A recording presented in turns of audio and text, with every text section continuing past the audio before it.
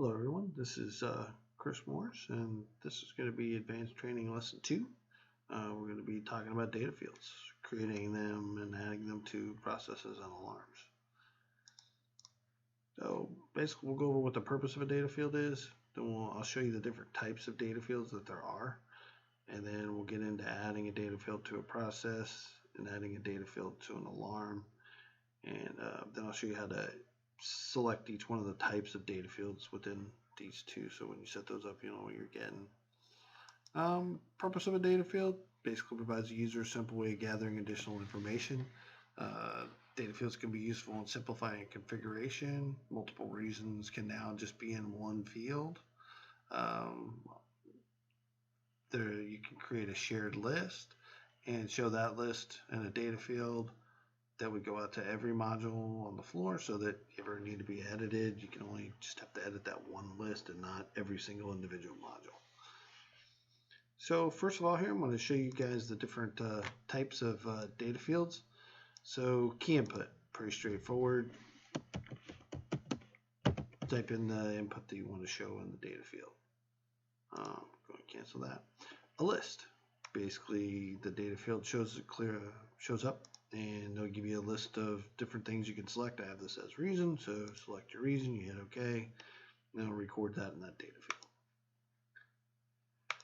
A tally, basically this allows you to add numbers or pieces to a list item. So for this I had bad parts. I have like part 1, 2, and 3. So I can click the plus here and I can add items to the part 1. I can add items to part 3.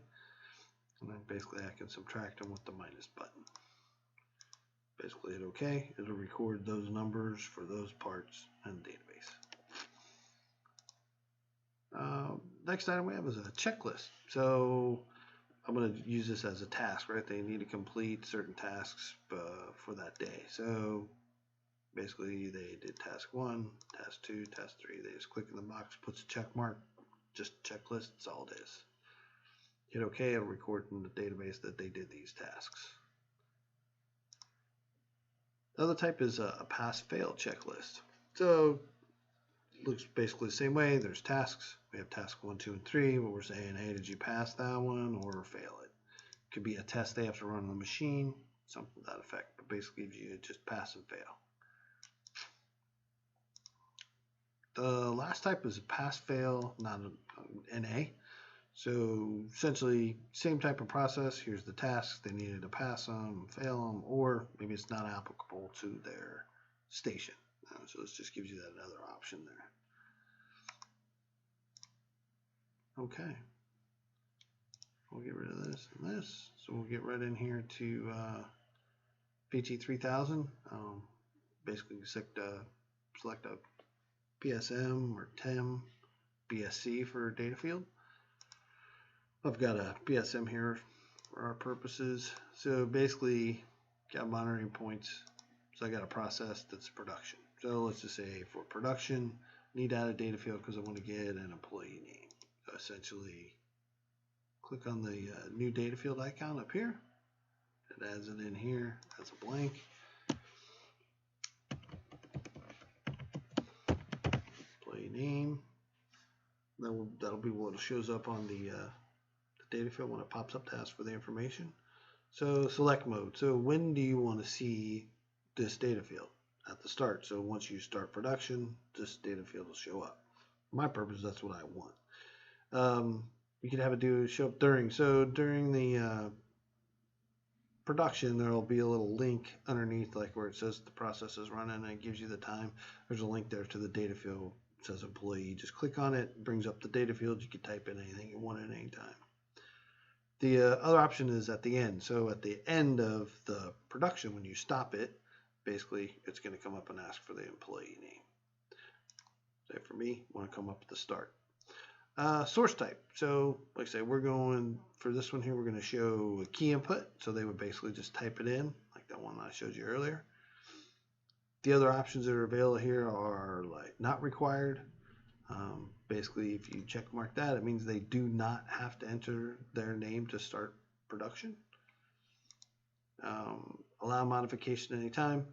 kind of goes along with where I was saying during, where there's the link underneath the process that you can click and change the data field or enter it in. This will allow you to modify it. So you can click that, change the name in there.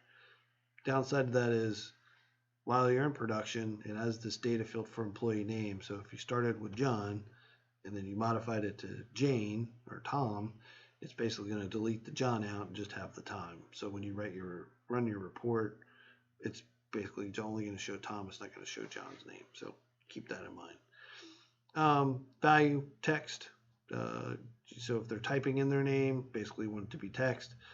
This was like an employee ID that was only numbers. You could select the numeric value, decimal, true, false. Those get into more of the custom options that aren't needed here.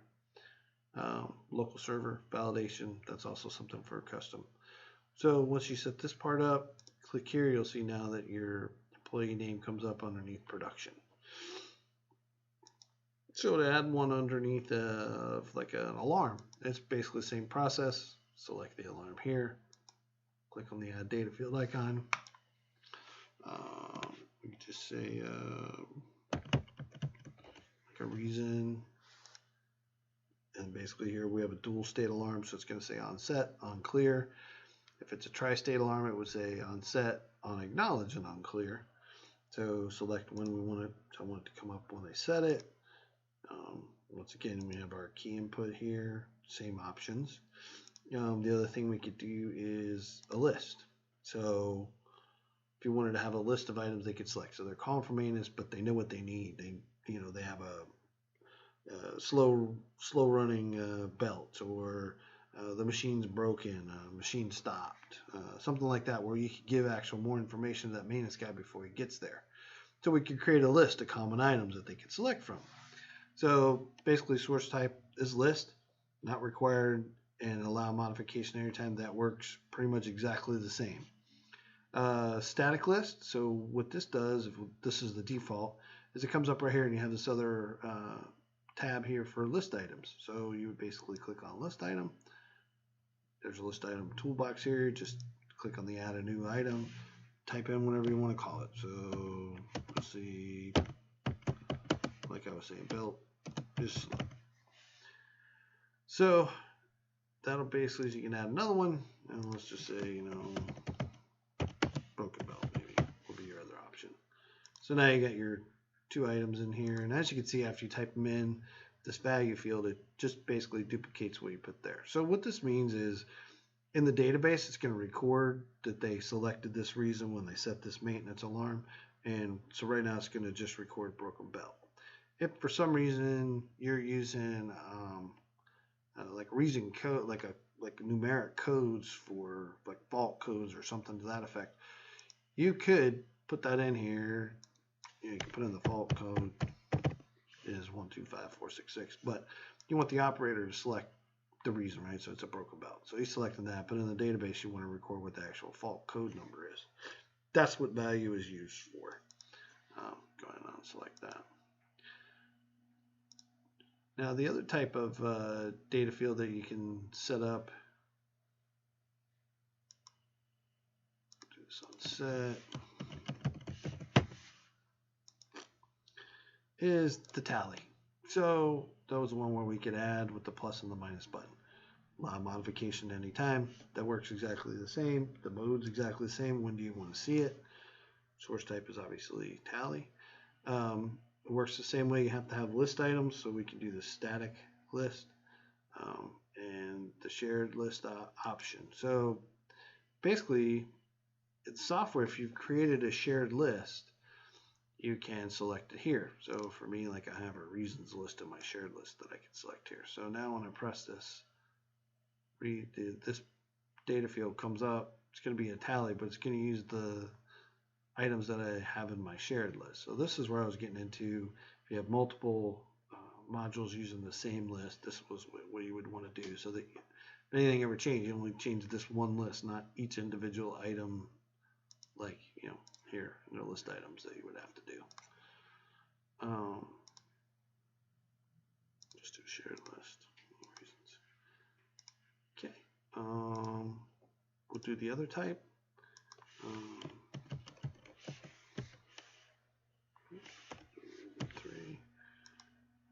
set. So we have a checklist. That was the last one. So the not required, allow modification, enter fine, stays the same. And if you remember, I showed you that there was like a checkbox. There was a pass fail, and then pass fail NA. Here we call pass fail nothing. So you select which style you want, whichever one you want to see on the screen. Requirements. So this is to say that when it gets into the pass fail nothing, here's where you're saying like you require them to select either passed, failed, or pass failed NA. And the other option you can say is you require that everything must be selected as pass, or they can't go on, they can't go forward any longer. The listing gets into the same type of deal. All the items on that checkbox or pass fail, you can do static where you create them in here, or you can select a shared list if you have a shared list of items. Basically save and exit once you get all your data fields in. That'll pretty much do it for the data field session. We'll go here to our summary. We discussed what the purpose of the data field. Just gives us another place to enter data. How do we add a data field to a process? Basically tell it when it's going to appear. We want to select the type of data field we want, and we choose the parameters. So like, required, the pass-fail requirements, the different types of lists. We can get shared list or static list. Anyway, that's what it's talking about in parameters. Then the exact same thing happens with an alarm. When does it appear? What type do you want? And choose the appropriate parameters for that data field. We have some practical app. We're just saying, create a module construct where, you can basically use a data field like I did with production. I want to see an employee name come up when they start, so they have to enter it in, or I have an alarm and I want to get different reasons from lists and that type of thing. So just come up with an idea for construct, and then basically what we're doing here is we're telling you to go ahead and do it. Add one of each type of data field to a process. Do different settings, change the appearance, and then just view that route. Make sure that it's looking like what you're seeing on your screen. Then doing the same thing for an alarm. You can add a data field, each different type to an alarm. Set them up with different settings with lists, and then see how they show on the screen. Once again, for additional information, we've got the 3000 overview wiki page. We have the overview on data fields here, and then we have a how-to guide on how to actually add a data field, which we'll go through and explain all the different types just like I did earlier. This PowerPoint also contains everything that you and I just went over. Thank you very much for your time today, and hope you have a good day.